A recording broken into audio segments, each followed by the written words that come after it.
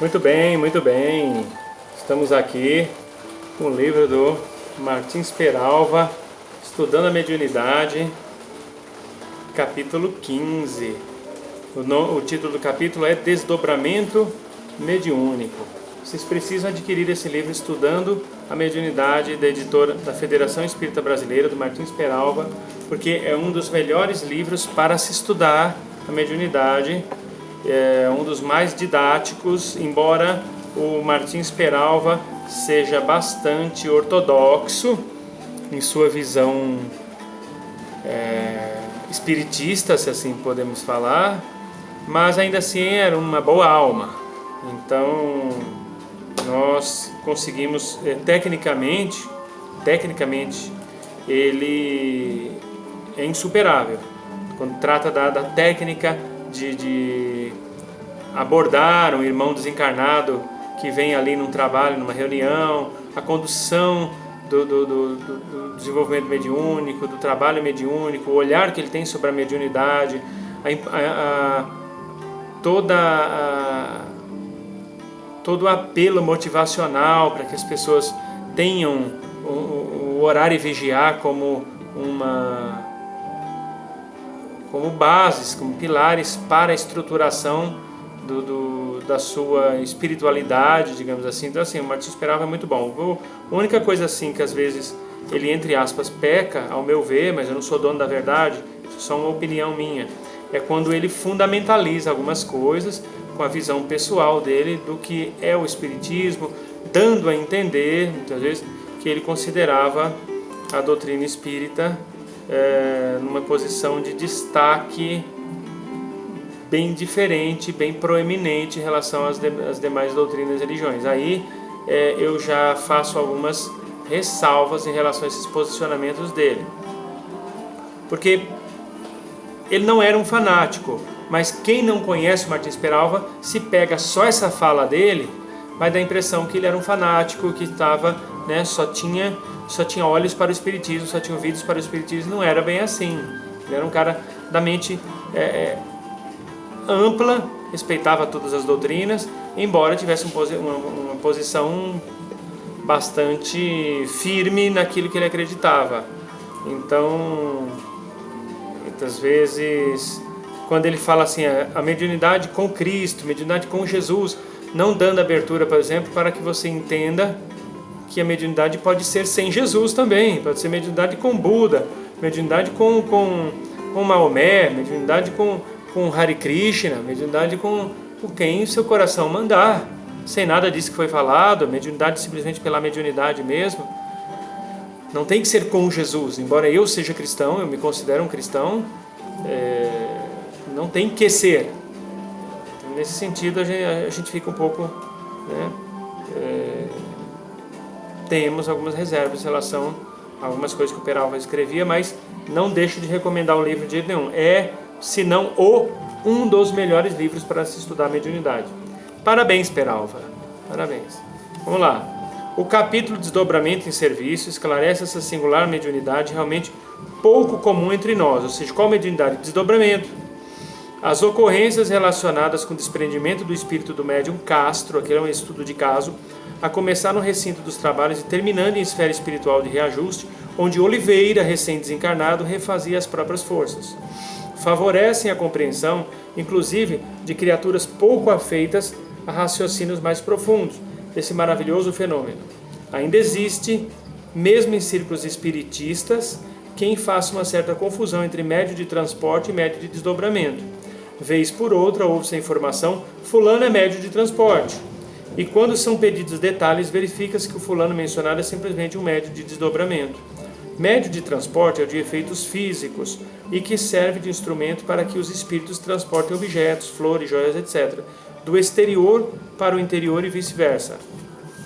Esse é o médium que corretamente podemos denominar médio de transporte. Médio de desdobramento é aquele cujo espírito tem a propriedade ou a faculdade de desprender-se do corpo, geralmente em reuniões. Desprende-se e excursiona por vários lugares, na terra ou no espaço, a fim de colaborar nos serviços, consolando ou curando. Esse é o médio de desdobramento. Castro, nosso conhecido nos domínios da mediunidade, é um livro muito bom do Chico Xavier, psicografado pelo Chico Xavier. É médio de desdobramento e está sendo preparado para maiores cometimentos na seara da fraternidade. Aqui vamos dar um saltinho. Há condições de ordem moral, especialmente das quais não pode o médio de desdobramento prescindir, se deseja aprimorar a sua faculdade e aumentar os recursos, como sejam vida pura. Aqui é o que eu falei, que o Peralva, muitas vezes, ele se torna um pouco fundamentalista, porque ele leva os preceitos bíblicos muito, muito a sério demais, né? Então, não estou falando que não tenha que levar, mas assim, o jeito que ele conduzia: vida pura, aspirações elevadas, potência mental, cultivo da prece, exercício constante. Tá, o exercício constante da prática da caridade, tudo indica aqui. Além dessas condições que reputamos indispensáveis ao médium, os componentes do grupo têm também deveres e responsabilidades, uma vez que lhes compete auxiliar o desprendimento, acompanhar mentalmente a trajetória do espírito do médium e encorajá-lo também pelo pensamento em viagem. Assim sendo, lembramos que 3 fatores essenciais são requisitados dos encarnados no serviço de desdobramento, a saber, auxílio através da prece, concentração e exortação. 3 itens bem genéricos aqui. 3 itens bem genéricos. A exortação, como não podia deixar de ser, é a tarefa do dirigente encarnado dos trabalhos.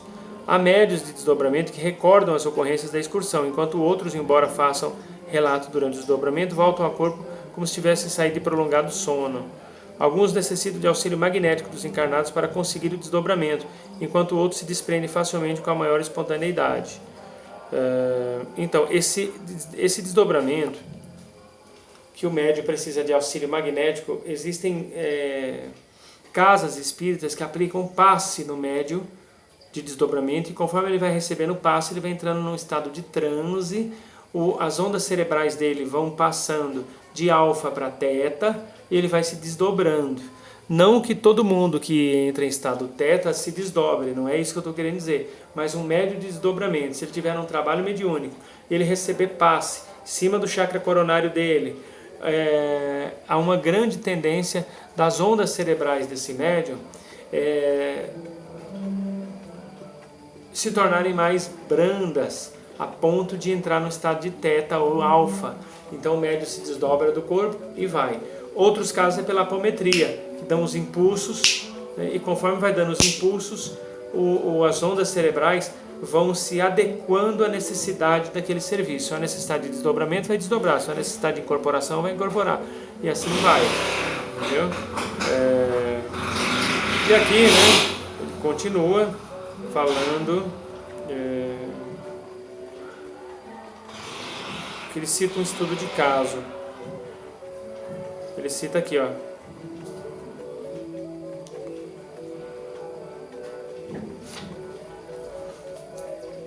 Incipiente ainda nesse gênero de tarefa, Castro contou em sua excursão astral que a cooperação de Rodrigo e Sérgio, 2 companheiros da espiritualidade, os quais lhe aplicaram à cabeça um capacete em forma de antolhos, a fim de que a sua atenção não se desviasse do trajeto para as peculiaridades do caminho, evitando-se a dispersão dos seus próprios recursos, inclusive para não dificultar o espaço volitivo. Volitar é a faculdade que alguns espíritos possuem de se deslocar no espaço como se fosse um peixe nadando na água. Simplesmente ele desliza sobre o espaço-tempo espiritual e consegue ir para outro lugar sem necessariamente caminhar ou correr. Simplesmente ele faz uma projeção que ele quer ir para tal lugar e o espírito dele é simplesmente puxado para lá pela força da intenção e da vontade. Isso é a volitação. E tem espíritos que simplesmente volitam sem ter um destino próprio. Também tem isso. Então aqui ele fala, ó, evitando dispersão dos seus próprios recursos, inclusive para não dificultar o esforço volitivo.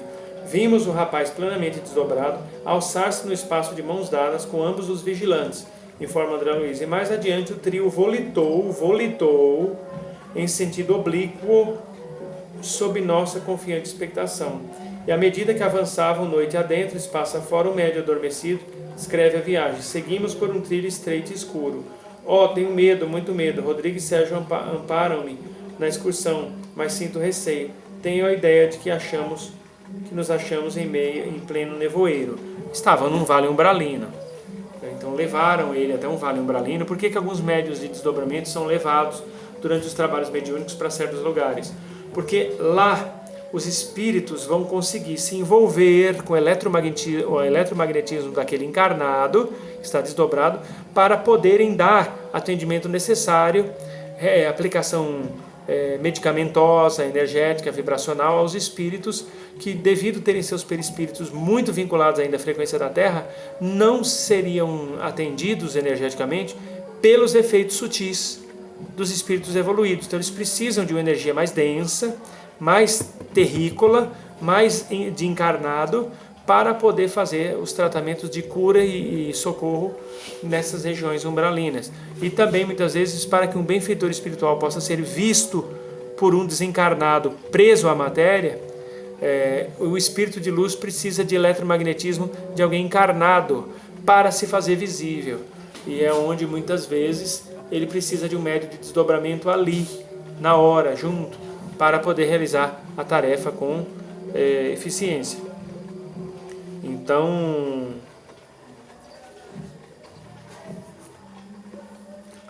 vamos continuar aqui. Tem um salto. Aqui tem uma gravura que vai mostrar mais ou menos o médium. Esse médium de palitozinho, segundo a gravura aqui, é o que está em desdobramento, ajudando os mentores. Vamos lá, ó. Raul Silva, dirigente dos trabalhos, vigilante, elevou o padrão vibratório do conjunto, do grupo, numa prece fervorosa em que rogava do alto forças multiplicadas para o irmão em serviço. Aí escreve aqui, ó, é um trecho de um livro que ele cita aqui. A oração do grupo informou Aulus, lá no livro Nos Domínios da Mediunidade, acompanhando-o na excursão e transmitida a ele, de imediato constitui-lhe abençoado técnico tônico espiritual. Assim, meus amigos, prosseguia Castro, qual se o corpo físico lhe fosse um aparelho radiofônico para a comunicação à distância. A prece de vocês atua sobre mim, como se fosse um chaveiro de luz. Agradeço-lhes o benefício e estou reconfortado, avançarei. Então, assim, o corpo físico do médium ficou lá na mesa branca, segundo o relato aqui. E o espírito dele estava em desdobramento, mas ele conversava com as pessoas ali, na mesa branca, dizendo que estava vendo lá. Muito provavelmente o espírito dele continuava no corpo. O que saiu foram os intracorpos dele, os corpos sutis estão dentro do espírito, que foram até aquelas regiões trabalhar, enquanto o espírito dele ficou ali recebendo a comunicação de seus intracorpos que estavam numa zona umbralina, em trabalho, em atividade. Então é possível, por exemplo, eu estou aqui, eu fecho os olhos, eu me desdobro, mas o que sai de dentro de mim é um corpo bem sutil, um corpo que está dentro do próprio espírito. O meu espírito continua aqui, mas algo que está dentro do meu espírito, um intracorpo que a gente chama, vai a outra dimensão trabalhar, e de lá é possível que essa parte minha se comunique com a outra parte minha que está aqui, passando a mensagem. Tá? Foi isso que aconteceu nesse caso aqui. E aqui ele fala, e assim estimulado pela prece, Raul Silva, pela concentração dos encarnados, pelo concurso de Rodrigo e Sérgio, chega Castro ao ponto terminal da excursão, onde se entrega às alegrias do reencontro com Oliveira, dedicado companheiro do núcleo mediúnico recentemente desencarnado. Essa visita possibilita-nos a observação de interessante fenômeno. Oliveira transmite ao grupo, por intermédio de Castro, uma mensagem de reconhecimento e júbilo. Meus amigos, que o Senhor lhes pague, estou bem. Castro, no caso espírito, recebe e retransmite ao próprio corpo as palavras do espírito desencarnado. Então, o Castro é o médium cujo intracorpo dele está lá no astral, entrando em contato com entidades. E aqui ele fala, né? Castro recebe e retransmite ao próprio corpo as palavras do amigo desencarnado e elas ressoam efetivamente junto aos companheiros encarnados. Meus amigos, que o Senhor lhes pague, estou bem, etc. Esse fato leva-nos a recordar oportunas conclusões doutrinárias no tocante ao mecanismo de certas comunicações de entidades superiores. E aqui ele termina dizendo, é a confirmação do princípio doutrinário de que quanto maior a elevação, maior também a distância do comunicante. Retornando ao corpo, Castro esfrega os olhos como quem desperta de grande sono. A tarefa da noite estava concluída. Claro, fizeram uma prece, provavelmente, que não vai acabar os trabalhos mediúnicos assim, só porque uma pessoa voltou para o corpo. Mas o que a gente tem que também prestar atenção é o seguinte: quando ele fala de médio de desdobramento, que é diferente de médio de transporte, ele não está querendo, muito pouco provável que ele esteja querendo dizer que o médio de transporte só serve para transportar coisas em seções de materialização. Tem o médio de transporte, que é o médio de efeitos físicos. Realmente, ele consegue ceder material energético suficiente para que coisas assim das mais diversas sejam materializadas num trabalho, desde instrumento cirúrgico a livros, ao que quer que seja, que se materializam ali, trazidos de outras dimensões e levados dessa dimensão para a dimensão espiritual. Isso conta com auxílio energético do médio de efeitos físicos e de transporte. Agora, tem o tipo de médio de transporte, que é aquele que durante um trabalho de desobsessão ele para na frente do paciente e da pessoa que está sendo obsediada, e ele consegue puxar o obsessor daquela pessoa para ele.